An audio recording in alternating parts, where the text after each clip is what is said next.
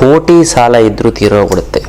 ಈ ಒಂದು ಅದ್ಭುತವಾದಂಥ ಒಂದು ದಿನ, ಈ ಒಂದು ವಿಶೇಷವಾದ ದಿನ, ಏಕಾದಶಿ ದಿನ, ಕಾಲಾಷ್ಟಮಿ ದಿನ, ನಾನು ಹೇಳಿದ ಈ ಒಂದು ಮಂತ್ರವನ್ನು ನೀವು ಹೇಳಿದ್ದೆ ಆಯಿತು ಅಂತ 108 ಸರಿ ಪ್ರತಿ ಏಕಾದಶಿ ದಿನ, ಪ್ರತಿ ವಿಶೇಷವಾದ ಹುಣ್ಣಿಮೆ ಅಥವಾ ಅಮಾವಾಸ್ಯೆ ದಿನ ನೀವು ಹೇಳ್ತು ಅಂತಂದರೆ ಖಂಡಿತವಾಗ್ಲೂ ಕೋಟಿ ಸಾಲ ಇದ್ದರೂ ತೀರೋಗ್ಬಿಡ್ತದೆ.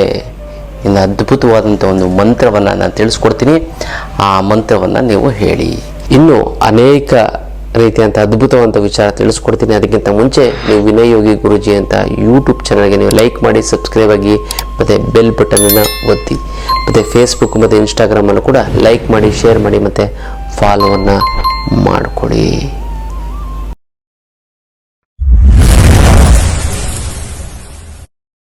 ಇನ್ನು ಇದೇ ಡಿಸೆಂಬರ್ ತಿಂಗಳು ಹಣ ವಶೀಕರಣದ ಆನ್ಲೈನ್ ಕ್ಲಾಸ್ ಇದೆ.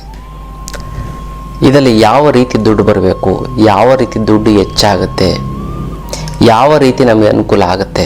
ಈಗ ಆಲ್ರೆಡಿ ಮೊದಲು ಮಾಡಿದೆ, ಇನ್ನೂ ವಿಭಿನ್ನವಾಗಿ ಇನ್ನೂ ಹೆಚ್ಚು ತಂತ್ರಗಳನ್ನು ನಾನು ಇಲ್ಲಿ ಹೇಳಿಕೊಡ್ತಾ ಇದ್ದೀನಿ. ಹಳೆಯದು ಯಾವುದೇ ಕಾರಣಕ್ಕೂ ಮತ್ತೆ ಅದು ರಿಪೀಟ್ ಆಗೋದಿಲ್ಲ ಅಂತ ಒಂದು ಅದ್ಭುತವಾದ ತಂತ್ರ ನಿಮಗೆ ಪ್ರಾಕ್ಟಿಕಲ್ ಆಗಿ ನಿಮಗೆ ಮಾಡಿಸುವಂಥದ್ದನ್ನು ನಾನು ನಿಮಗೆ ತಿಳಿಸ್ಕೊಡ್ತೀನಿ ಆ ಒಂದು ಆನ್ಲೈನ್ ಕ್ಲಾಸಲ್ಲಿ.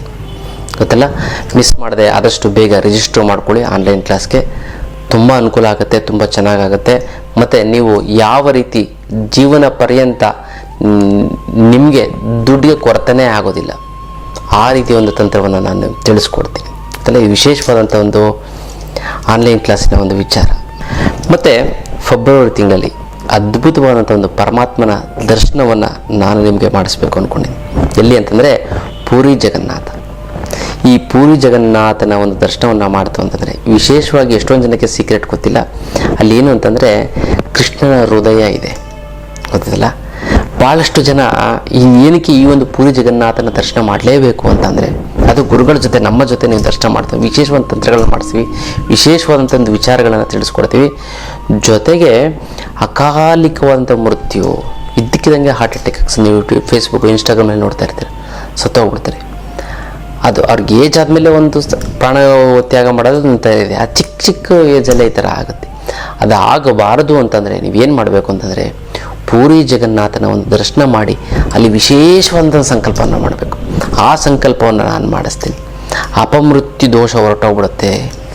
ಶ್ರೀಕೃಷ್ಣ ಪರಮಾತ್ಮನ ನೀವು ನೋಡ್ತೀರಾ, ಯಾಕಂದರೆ ಶ್ರೀಕೃಷ್ಣ ಪರಮಾತ್ಮನ ಹೃದಯ ಅಲ್ಲಿದೆ ಅಂತ ನೀವು ಅರ್ಥ ಮಾಡಿಕೊಡಿ. ತುಂಬ ಅದ್ಭುತವಾದಂಥ ದೇವಸ್ಥಾನ.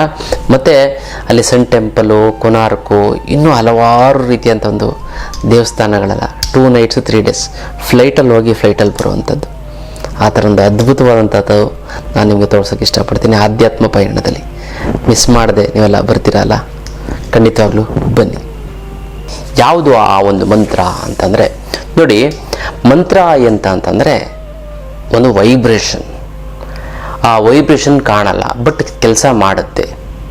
ಹೇಗೆ ನಾವು ಟಿ ವಿಯಲ್ಲಿರುತ್ತೆ, ರಿಮೋಟ್ ಇಟ್ಕೊಂಡು ನಾವು ಪ್ರೆಸ್ ಮಾಡ್ತು ಅಂತಂದರೆ ಹೇಗೆ ಒಂದೇ ಯಾವುದೇ ವೈರ್ ಕನೆಕ್ಷನ್ ಇರೋದಿಲ್ಲ, ಬಟ್ ಇಲ್ಲಿಂದ ಅಲ್ಲೇನೋ ಒಂದು ಪಾಸ್ ಆಗುತ್ತೆ, ಅದು ನಮ್ಗೆ ಕಾಣಲ್ಲ. ನೀವು ಮೊಬೈಲಲ್ಲಿ ನೀವೊಂದು ಮೊಬೈಲ್ ತೆಗೆದುಕೊಂಡು ಅದು ಕ್ಯಾಮ್ರಾ ಆನ್ ಮಾಡಿ ಈ ರಿಮೋಟ್ ಕಂಟ್ರೋಲ್ನ ಪ್ರೆಸ್ ಮಾಡಿ, ಆವಾಗ ಲೈಟ್ ಬರುತ್ತೆ.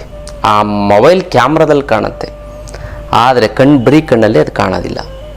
ಅದೇ ರೀತಿ ಯಾವ ರೀತಿ ನೀವು ರಿಮೋಟಿಂಗ್ ಒತ್ತಿದ್ರೆ ಅಲ್ಲಿ ವರ್ಕ್ ಆಗುತ್ತೋ, ಟಿ ವಿ ಚಾನೆಲ್ ಚೇಂಜ್ ಆಗುತ್ತೋ, ಸೌಂಡ್ ಕಡಿಮೆ ಆಗುತ್ತೆ, ಸೌಂಡ್ ಜಾಸ್ತಿ ಆಗುತ್ತೋ, ಅದೇ ರೀತಿ ಮಂತ್ರದ ಒಂದು ವೈಬ್ರೇಷನ್ನು ಕೂಡ ಆಗುತ್ತೆ. ಮಂತ್ರದಲ್ಲಿ ಅಪಾರವಾದಂಥ ಒಂದು ಶಕ್ತಿ ಇರುತ್ತೆ. ಮಂತ್ರಕ್ಕೆ ಮನಸ್ಸನ್ನು ಬದಲಾವಣೆ ಮಾಡುವಂಥ ಒಂದು ಶಕ್ತಿ ಇರುತ್ತೆ, ಮನಸ್ಸನ್ನು ಕೆಡಿಸುವಂಥ ಶಕ್ತಿ ಇರುತ್ತೆ. ಒಳ್ಳೆಯ ಮಂತ್ರಗಳು ಇದ್ದಾವೆ, ಕೆಟ್ಟ ಮಂತ್ರ ಅಂತ ಯಾವುದು ಇಲ್ಲವೇ ಇಲ್ಲ. ನಾವು ಕೆಟ್ಟದ್ದು ಅಂತ ಅಂದ್ಕೊಬಿಡ್ತೀವಿ. ಈಗ ನಾವು ಶತ್ರುಗಳನ್ನ ನಾವು ಅವನ ಮನಸ್ಥಿತಿ ಹಾಳು ಮಾಡಬೇಕು ಅಂತಂದ್ರೆ ನಾವೇನು ಮಾಡ್ತೀವಿ, ಮಂತ್ರಗಳನ್ನು ಹೇಳಿ ಅವನ್ನ ದೂರ ಮಾಡ್ತೀವಿ. ಅದೇ ರೀತಿ ಅವಾಗ ನಮ್ಗೆ ಒಳ್ಳೇದಲ್ವ ಮಂತ್ರ, ಕೆಟ್ಟದ್ದು ಅಂತ ಯಾವುದಿದೆ. ಅದೇ ರೀತಿ ಮಂತ್ರಕ್ಕೆ ಒಂದು ವೈಬ್ರೇಷನ್ಸ್ ಅನ್ನೋಂಥದ್ದು ಇರುತ್ತೆ. ಈ ಒಂದು ವೈಬ್ರೇಷನ್ ನೀವು ಮಂತ್ರ ಹೇಳ್ತಾ ಹೇಳ್ತಾ ಹೇಳ್ತಾ ಹೇಳ್ತಾ ಹೇಳ್ತಾ ಹೇಳ್ತಾ ಯೂನಿವರ್ಸ್ಗೆ, ಅಂದರೆ ಇಂಥ ವ್ಯಕ್ತಿಯಿಂದ ಇಂಥ ವ್ಯಕ್ತಿಗೆ ಹೋಗುತ್ತೆ ಆ ಒಂದು ರಿಮೋಟ್ ಕಂಟ್ರೋಲಲ್ಲಿರುವಂಥ ಒಂದು ಶಕ್ತಿಯಿಂದ ಮಂತ್ರ ವೈಬ್ರೇಷನಲ್ಲಿ ಹೋಗಿ ಅವನು ಒಂದು ವ್ಯಾಪಾರ ಆಗಬೇಕು ಅಂತಂದ್ರೆ ಅವನು ಬರ್ತಾನೆ. ಮತ್ತು ಇಂಥ ಒಂದು ಮಂತ್ರವನ್ನು ಹೇಳಿ, ಮತ್ತು ಇಂಥ ಒಂದು ವಸ್ತುವನ್ನು, ಮತ್ತು ಇಂಥ ಒಂದು ವಿಚಾರವನ್ನು, ಇಂಥ ಒಂದು ಬಿಸ್ನೆಸ್ ಆಗಬೇಕು ಅಂತಂದರೆ ಖಂಡಿತ ಇಂಥವ್ರು ದುಡ್ಡು ಕೊಡಬೇಕು, ದುಡ್ಡು ಬರಲಿ ಅಥವಾ ಯಾವುದೋ ರೀತಿಯಿಂದ ದುಡ್ಡು ಬರಲಿ ಅಂತಂದ್ರೂ ಕೂಡ ಬರುತ್ತೆ. ಆ ಒಂದು ವೈಬ್ರೇಷನ್ ರೀಚ್ ಆಗುತ್ತೆ. ಬಟ್ ಆ ಒಂದು ವೈಬ್ರೇಷನ್ಸ್ನ ಕಳಿಸುವಂಥ ವಿಧಾನ ಚೆನ್ನಾಗಿರಬೇಕು. ನೀವು ಎದುರುಗಡೆ ಟಿ ವಿ ಇರುತ್ತೆ, ನೀವು ಹಿಂಗೆ ಕ್ರಾಸಾಗಿ ಇಟ್ಕೊಂಡ್ರೆ ಅದು ಆನ್ ಆಗುತ್ತಾ? ಅದು ಇನ್ನು ಬರಬೇಕಾಗಿರೋ ದುಡ್ಡು ಬರ್ತಾ ಇಲ್ಲ ಅಂದರೆ, ಕೊಡೋರಿಗೆ ಕೊಡೋಕ್ಕಾಗ್ತಾ ಇಲ್ಲ ಅಂದರೆ, ಸಿಕ್ಕಾಪಟ್ಟೆ ಸಾಲ ಆಗಿತ್ತು ಗುರುಗಳೇ, ದುಡ್ಡು ನೀರು ಥರ ಖರ್ಚಾಗಿದೆ ಗುರುಗಳೇ, ಏನು ಮಾಡಬೇಕು ಅಂತ ಗೊತ್ತಾಗ್ತಾ ಇಲ್ಲ. ಸಾಲದವರು ಫೋನ್ ಮೇಲೆ ಫೋನ್, ಮೆಸೇಜ್ ಮೇಲೆ ಮೆಸೇಜು, ಮನೆ ಹತ್ರ ಬಂದು ಗಲಾಟೆ ಮಾಡ್ತೀನಿ, ಕೂಗಾಡ್ತೀನಿ, ನಿನ್ನ ಮನೆ ಮರೀದಿ ಕಳಿತೀನಿ, ರಿಲೇಟಿವ್ಸ್ ಫ್ರೆಂಡ್ಸ್ ಮುಂದೆ ಅಂತ ಇದ್ದಾರೆ. ಏನು ಮಾಡೋದು ಗೊತ್ತಾಗ್ತಾ ಇಲ್ಲ. ಯಾರಿಗೋ ದುಡ್ಡು ಕೊಟ್ಟಿದ್ದು ಬರ್ತಾ ಇಲ್ಲ, ಏನು ಮಾಡೋದು ಅಂತ. ಅದಕ್ಕೆಲ್ಲ ತಲೆನೇ ಕೆಡಿಸ್ಕೊಬಿಡಿ. ಏಕೈಕ ರಾಮಬಾಣ ಅಂದರೆ ಅಷ್ಟಲಕ್ಷ್ಮಿ ಯಂತ್ರ. ಈ ಅಷ್ಟಲಕ್ಷ್ಮಿ ಯಂತ್ರವನ್ನು ನೀವು ಮನೇಲಿ ಪ್ರತಿಷ್ಠಾಪನೆ ಮಾಡಿ ತುಂಬ ಚೆನ್ನಾಗಾಗುತ್ತೆ, ತುಂಬ ಒಳ್ಳೆಯದಾಗ್ತಾ ಬರುತ್ತೆ. ಗೊತ್ತಾಯ್ತಲ್ಲ? ಈ ಒಂದು ಅದ್ಭುತವಾದಂಥ ಒಂದು ಅಷ್ಟಲಕ್ಷ್ಮಿ ಯಂತ್ರವನ್ನು ಮನೇಲಿಟ್ಟು ನೀವು ಮಾಡೋದು ಸಾಕ್ಷಾತ್ ಮಹಾಲಕ್ಷ್ಮಿ ನಿಮಗೆ ಇದ್ದಂಗೆ. ಇದಕ್ಕೆ ಮುಟ್ಟು ಕಟ್ಟು ಚೆಟ್ಟು ಮಡಿ ಮೇಲಿಗೆ ಸೂತ್ಕ ಗೀತ್ಕ ವೆಜ್ಜು ನಾನ್ ವೆಜ್ಜು ಜಾತಿ ಗೀತಿ ದಿಕ್ಕು ಗೀಕು ಆ ಥರದ್ದು ಏನೂ ಇಲ್ಲ. ಇಟ್ಟರೆ ಸಾಕು ಕೆಲಸ ಆಗುತ್ತೆ. ದೇವ್ರ ಮೇಲಾರು ಇಡ್ಬೋದು, ಬೀರಿನಲ್ಲಾರು ಇಡ್ಬೋದು. ಪ್ರತಿದಿನ ಪೂಜೆ ಮಾಡಲೇಬೇಕು ಅಂತ ಏನಿಲ್ಲ. ಪೂಜೆ ಮಾಡಲಿಲ್ಲ ಅಂತಂದ್ರೂ ಕೂಡ ನಡೆಯುತ್ತೆ. ಈ ಅಷ್ಟಲಕ್ಷ್ಮಿ ಯಂತ್ರವನ್ನು ಮನೇಲಿಟ್ಟು, ಅದರಲ್ಲೂ ಈ ಕಾರ್ತಿಕ ಸೋಮವಾರದ ದಿನ ನೀವು ಅದನ್ನು ತೆಗೆದುಕೊಂಡು ಮನೇಲಿ ಪ್ರತಿಷ್ಠಾಪನೆ ಮಾಡಿದ್ದೇ ಆಯಿತು ಅಂದರೆ ನಿಮ್ಗೆ ಅದ್ಭುತ ಸೃಷ್ಟಿಯಾಗುತ್ತೆ. ನಿಮಗೆ ಎಲ್ಲ ರೀತಿಯಿಂದ ಹಣಕಾಸಿನ ಸಮಸ್ಯೆ ಬಗ್ಗೆ ಮರೆತು ಬಿಡಿ, ಬೇರೆದ ಬಗ್ಗೆ ಯೋಚನೆ ಮಾಡಿ. ಕರ್ಮ ಕಳೆದಿದ್ರೆ ಮಾತ್ರ ಇದನ್ನು ತೊಗೊಳಕ್ಕಾಗೋದು. ಎಲ್ಲರೂ ಕೂಡ ಅಷ್ಟು ತೊಗೊಳಕ್ಕಾಗೋದು. 10 ಬಾರಿ ಸಂಕಲ್ಪ ಮಾಡಿ, 11ನೇ ಬಾರಿ ಸ್ಟ್ರಾಂಗಾಗಿ ಮಾಡಬೇಕು. ನೀವು ಎಷ್ಟು ಸ್ಟ್ರಾಂಗಾಗಿ ಮಾಡುತ್ತೋ ನಿಮ್ಮ ಮನೇಲಿ ಹೇಗೋ ಬಂದು ನಿಮ್ಗೆ ಅಷ್ಟಲಕ್ಷ್ಮಿ ಯಂತ್ರ ಬಂದಿರುತ್ತೆ, ನಾನು ಕೊಟ್ಟಿರುವಂಥದ್ದು. ನಾವು ಕೊರಿಯಲ್ಲಿ ಕಳಿಸೋದಕ್ಕಾಗೋದಿಲ್ಲ, ನೇರವಾಗಿ ಖುದ್ದು ನನ್ನ ಭೇಟಿಯಾಗಿ ತೆಗೆದುಕೊಂಡು ಹೋಗಿ ನಿಮ್ಮ ಸಮಸ್ಯೆಯನ್ನು ಮರೆತು ಬಿಡಿ. ಹಣಕಾಸಿನ ಸಮಸ್ಯೆಗೆ ರಾಮಬಾಣ ಇನ್ನೇನೂ ಇಲ್ಲ, ಅದಕ್ಕೆ ಅಷ್ಟಲಕ್ಷ್ಮಿ ಯಂತ್ರವೇ. ಗೊತ್ತಲ್ಲ, ಅಂತ ಮಾಡ್ಕೊಳ್ಳಿ. ತುಂಬ ಅದ್ಭುತವಾದಂಥ ಒಂದು ಅಷ್ಟಲಕ್ಷ್ಮಿ ಯಂತ್ರ.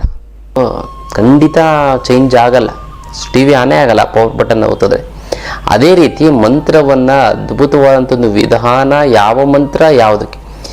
ಇವಾಗ ನೀವು ಎಕ್ಸಾಂಪಲ್ಲು ಕಾರ್ದು ರಿಮೋಟ್ ತೆಗೆದುಕೊಂಡು ಟಿ ವಿಗೆ ಹಾಕಿದ್ರೆ, ಟಿ ವಿ ರಿಮೋಟ್ ತೊಗೊಂಡು ಕಾರ್ಗೆ ಹಾಕಿದ್ರೆ ಆಗುತ್ತಾ? ಇಲ್ಲ.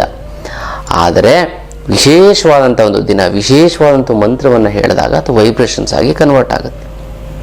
ಗೊತ್ತಿಲ್ಲ ಯಾವುದು ಆ ಒಂದು ಮಂತ್ರ ಅಂತ ನಾವು ನೋಡೋದಾಯಿತು ಅಂತಂದರೆ, ಕೋಟಿ ಸಾಲ ಇದ್ದರೂ ಕೂಡ ತೀರೋಗ್ಬಿಡ್ತದೆ.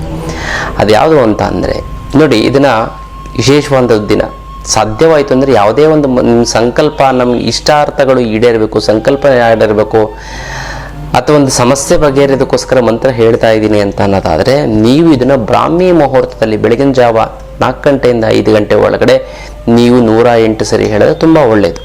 ಆದರೆ ಯಾರು ಇವಾಗ ಇದರಲ್ಲಿ ಹೇಳ್ತಾರೆ 4 ಗಂಟೆ 5 ಗಂಟೆಗೆ?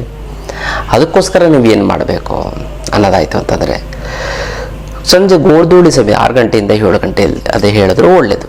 ಅಥವಾ ನಿರಂತರವಾಗಿ ಸದಾ ಹೇಳ್ತಾ ಇತ್ತು ಅಂತಂದರೆ ತುಂಬ ಒಳ್ಳೆಯದು. ಗೊತ್ತಲ್ಲ ಏನು ಅಂದ ನೋಡಿ, ಯಾವ ಮಂತ್ರ ಅಂತ ಅಂದರೆ ನಿಧಾನಕ್ಕೆ 3 ಬಾರಿ ಹೇಳ್ತೀನಿ, ಬರ್ಕೊಳ್ಳಿ. ಓಂ ಐಶ್ವರ್ಯ ಕಾಳಿಯೇ, ಓಂ ಐಶ್ವರ್ಯ ಕಾಳಿಗೆ ಮಮ ಧನಧಾನ್ಯ ಅಷ್ಟೈಶ್ವರ್ಯ ಕುರುಕುರು ಸ್ವಾಹ ಅಂತ ಹೇಳ್ಕೊಳ್ಳಿ. ಓಂ ಐಶ್ವರ್ಯ ಕಾಳಿಯೇ ಧನಧಾನ್ಯ ಅಷ್ಟೈಶ್ವರ್ಯ ಕುರುಕುರು ಸ್ವಾಹ ಅಂತ. ಇಷ್ಟು ಇನ್ನೊಂದು ಸರಿ ಹೇಳ್ತೀನಿ. ಓಂ ಐಶ್ವರ್ಯ ಕಾಳಿಯೇ ಮಮ ಧನಧಾನ್ಯ ಅಷ್ಟೈಶ್ವರ್ಯ ಕುರುಕುರು ಸ್ವಾಹ ಅಂತ. ಇಷ್ಟನ್ನು ನೀವು ಹೇಳ್ತಾ ಬಂತು ಅಂತ ಖಂಡಿತವಾಗ್ಲೂ ಕೂಡ ಇದನ್ನು ಸಾಧ್ಯವಾಯಿತು 108 ಸರಿ 1008 ಸರಿ ಎಷ್ಟು ಬಾರಿ ಆಗುತ್ತೋ ಅಷ್ಟು ಬಾರಿ ನೀವು ಹೇಳಬೇಕು. ಗೊತ್ತಲ್ಲ? ಹಾಗಾಗಿ ಅದನ್ನು ಮಾಡ್ಕೊಳ್ಳಿ, ತುಂಬ ಚೆನ್ನಾಗಾಗುತ್ತೆ, ತುಂಬ ಒಳ್ಳೆಯದಾಗ್ತಾ ಬರುತ್ತೆ. ಜೊತೆಗೆ ನೀವು ಸಾಲ ತೀರಬೇಕು ಅಂತ ನಿಮ್ಮ ಹೆಸರನ್ನ ಕಮೆಂಟ್ ಮಾಡಿ, ಅಮ್ಮ ಐಶ್ವರ್ಯ ಲಕ್ಷ್ಮಿ ನಿನ್ನ ಆಶೀರ್ವಾದ ಸದಾ ನನ್ನ ಮೇಲೆ ಇರುವುದಕ್ಕೆ ನಿನಗೆ ಶತಕೋಟಿ ನಮಸ್ಕಾರ ಅಂತ ಕಮೆಂಟ್ ಮಾಡಿ ಕಳಿಸಿ. ನಾನು ಇಲ್ಲಿ ಸಂಕಲ್ಪವನ್ನು ಮಾಡ್ತೀನಿ, ನೀವೆಲ್ಲ ತಂತ್ರವನ್ನು ಮಾಡಿ ಒಂದಕ್ಕೊಂದು ಸೇರಿ ತುಂಬ ಚೆನ್ನಾಗಿ ತುಂಬ ಒಳ್ಳೆಯದಾಗ್ತಾ ಬರುತ್ತೆ. ಇದು ವಿಶೇಷವಾದ ತಂತ್ರದ ವಿಚಾರ.